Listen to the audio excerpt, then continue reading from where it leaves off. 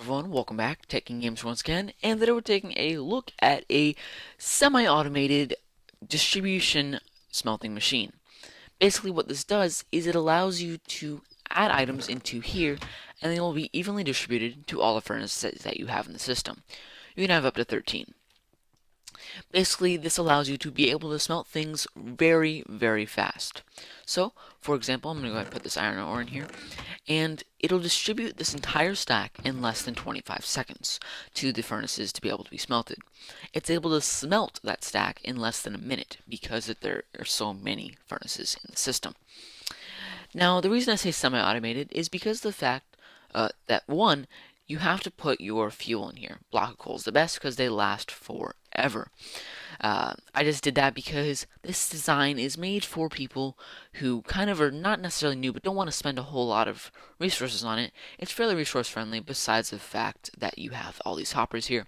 However, if you have an iron farm, it shouldn't be too big of a deal. So you have to put the coal in, and also you're going to have to press this button here on once all the items are in the system, because unfortunately the last one's going to get stuck in here. So just go ahead and press that, and it'll be released into the furnaces, and you'll be all good to go. And that is pretty much that as far as cons. And like I said, it is fairly small. It's 4 by 4 if you count this. It's 3 mainly. And then it's as long as you need it to be. At most, it's going to be 13. It'll be 16 at most. Although at least it could be 4 if you only really wanted one furnace. Although that would make no sense. It could be. Basically, the way it works is the items are going to flow down from here, and they're going to flow along this hopper chain, one going into each hopper.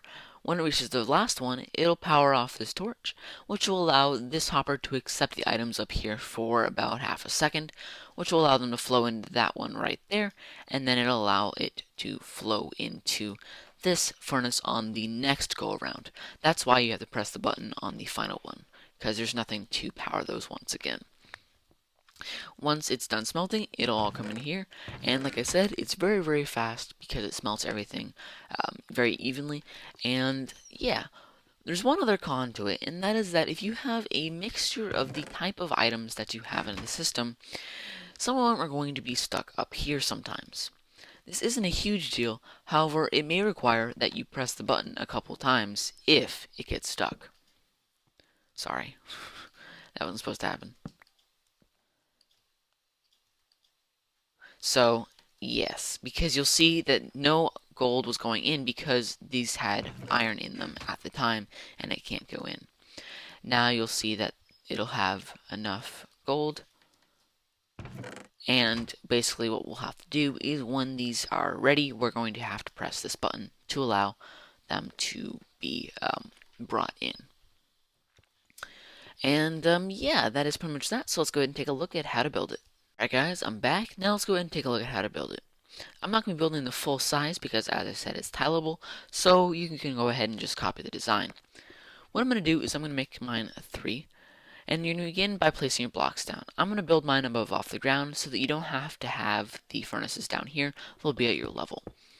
Place down your furnaces in a line, then go ahead and place hoppers into each one of those on the top.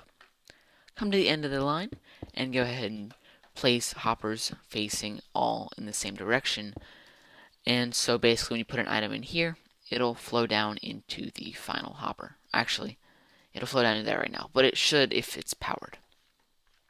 Okay, what you're going to do is you're going to place your blocks in the back here, place 2 of them, place your repeaters into these, and then your redstone dust here. Come over to the end, place your comparator here with your sandstone and then a redstone dust, redstone torch on the side here, and then bring these blocks over and connect your redstone.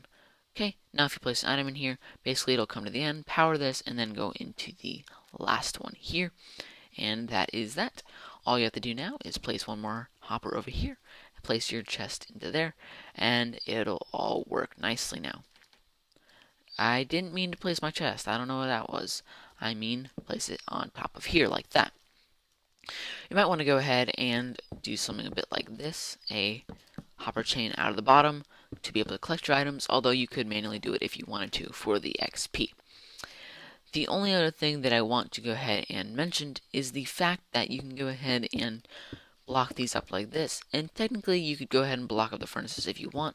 However, remember you're going to have to place some coal or some other type of fuel into this eventually.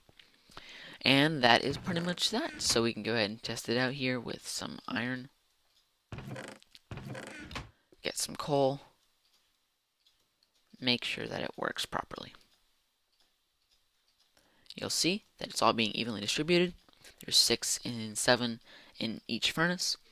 And then once it's done smelting one of them, they'll flow into here, like so.